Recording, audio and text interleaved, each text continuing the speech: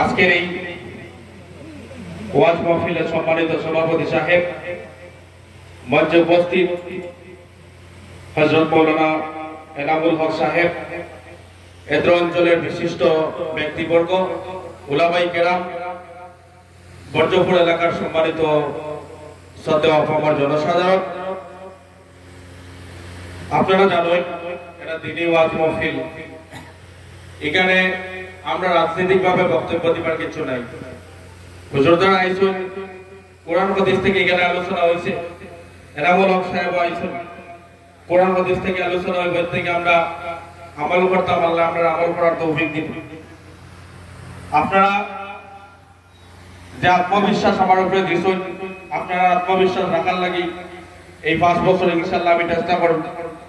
আর এই এলাকার মানুষে আমি না হওয়ার পর আমার না দেখিও যেভাবে যথেষ্ট আন্তরিকতা দিচ্ছেন, ভালোবাসা দিচ্ছেন, আমি আপনারা আজকে এই মঞ্চ আমি আপনারা কৃতজ্ঞতা জ্ঞাপন করি আর ধন্যবাদ দিই।